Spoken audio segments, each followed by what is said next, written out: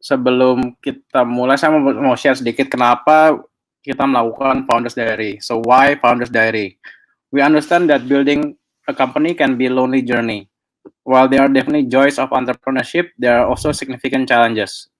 In our Founders Diary series, we ask founders about what their days look like and reflect on what they discovered during the process.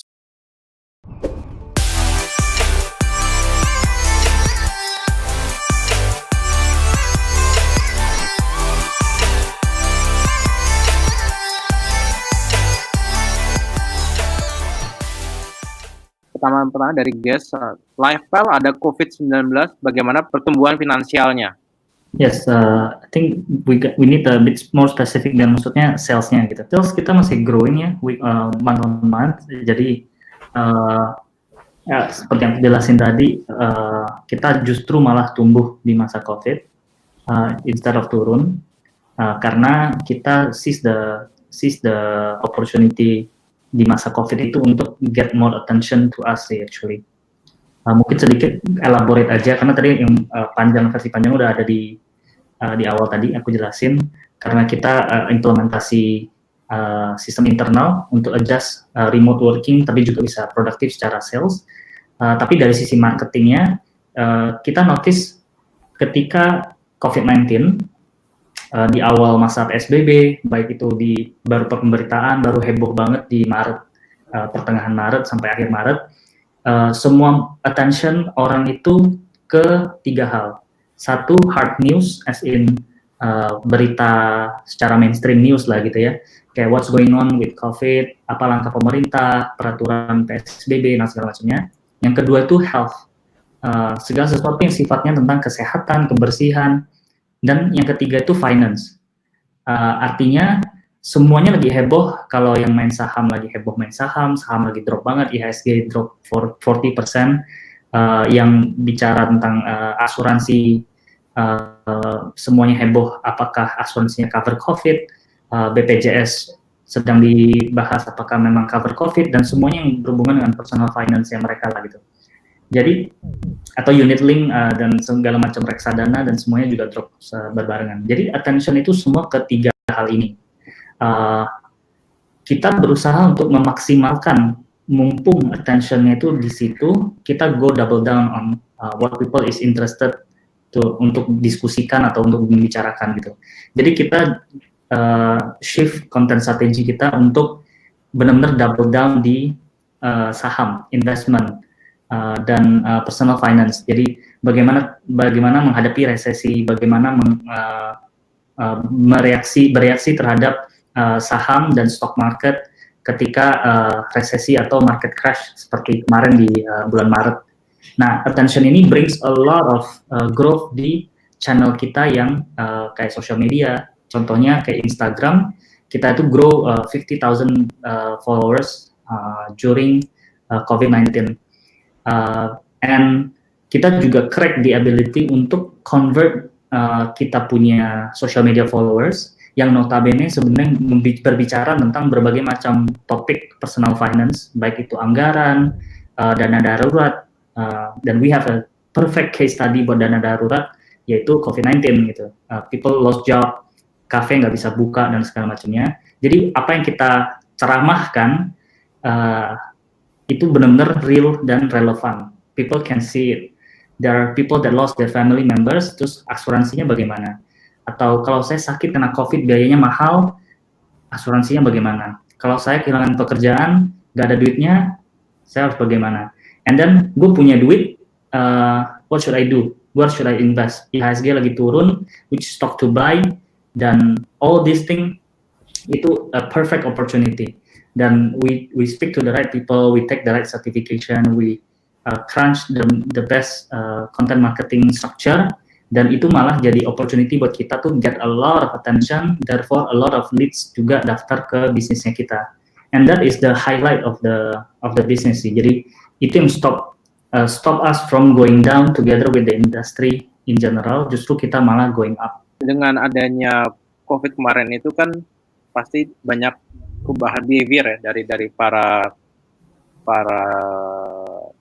calon customer-nya, orang yang mau beli. apakah dengan digital ini jadi lebih bisa agile ya untuk merubah itu? Kalau tadi nangkapnya kan Benny bilang bahwa personal finance itu langsung double down. Apakah karena merupakan digital startup, jadi kalian bisa melakukan itu? I think sebagian besar brand itu komunikasinya itu kan jualan gitu ya. Premisnya adalah I offer you this and let me tell you kenapa lu harus beli produk gue gitu. Dan komunikasi seperti itu sudah proven to be boring dan it's not going anywhere. Mau itu digital company, mau itu conventional brick and mortar company, nobody peduli lu jual apa gitu. Jadi kita berusaha untuk especially asuransi itu very boring topic. Ya siapa yang bakal duduk 3 jam ngobrol asuransi and diskusi panjang lebar gitu. We know that nobody gonna do that. Tapi ketika mereka sakit, mereka pasti butuh asuransi dan mereka bakal cari asuransi, baru heboh asuransi. Ketika sudah mau cari asuransi, tapi tahu-tahu udah umur 60 tahun, nobody wants to sell them insurance anymore. Jadi biasanya untuk mendapatkan interest untuk membahas asuransi dan segala macam, kita harus bawa topiknya itu naik ke level tertentu gitu. Nah, di kasus kita itu adalah personal finance.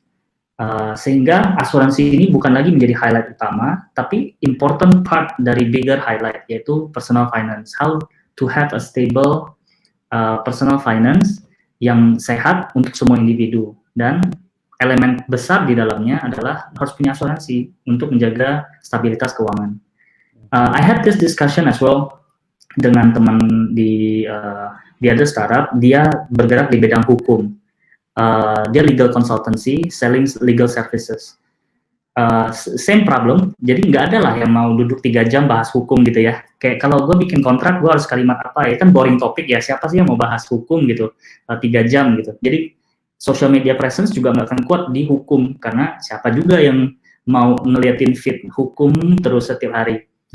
Tapi kalau kita dibungkus ke sesuai dengan target marketnya, jadi kalau target marketnya adalah HR dari company, atau finance dari company, atau management dari company, dan kita bisa bawa topiknya itu ke universe atau conversation yang lebih holistik, di mana hukum adalah bagian dari salah satunya.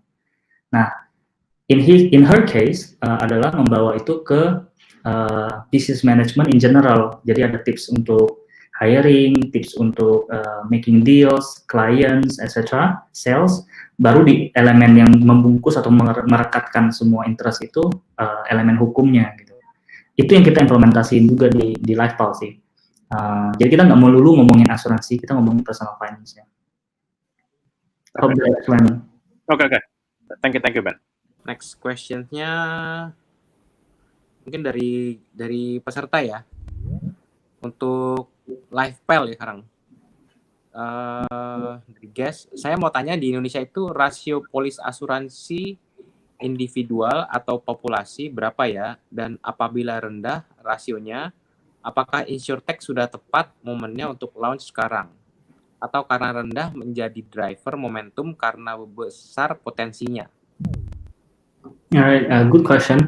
Kalau secara penetrasi asuransi, kita punya data di tahun 2019 itu sekitar 2% untuk private asuransi private ya, jadi yang bukan BPJS. Kalau ditanya apakah itu tinggi, sangat rendah dibandingkan dengan Southeast Asia di 3,5%, Thailand itu sekitar 5%. Kalau negara yang sudah maju kayak US atau Singapura ya, justru yang tidak punya asuransi itu minoritas gitu. 20%-an doang yang nggak punya asuransi, sebagian besar itu sudah punya. Nah, kenapa? Ada banyak alasan, tapi apakah ini waktu yang tepat? Sangat tepat, karena insurance industry itu lagi growing banget, terutama di negara berkembang, seperti kayak Indonesia, Brazil. Kita melihat, berkaca dari negara-negara yang sudah melalui fase seperti kita, ke India dan Cina, itu proven growth rate-nya itu, kalau lihat 5 tahun yang lalu, atau somewhere there, itu lebih kenceng-kencengnya. Sekarang itu Indonesia tumbuh di angka puluhan persen per tahun, karena middle class-nya sudah mulai bertambah, jadi financial literasinya juga sudah bertambah, jadi orang sudah lebih aware tentang asuransi. Nah, apakah insurtech is the right time to get in? Well, there's never been a right time. Susah juga bilangnya masuknya kapan. Tapi biasanya ketika sudah kelihatan sudah the right time to get in, sudah banyak banget yang get in.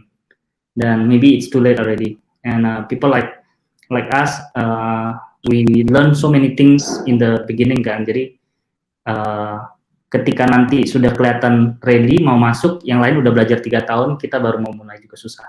So I think kita personally believe it's the right time. Proven bisnis kita growing, market response bagus, and industry wise juga proven baik secara statistik maupun secara growth itu bagus banget gitu. Oke. Thank you. Ini ada beberapa pertanyaan. Mungkin kita bacain satu-satu aja dulu. Untuk Bu Afia, bisnis model gajian itu bagaimana?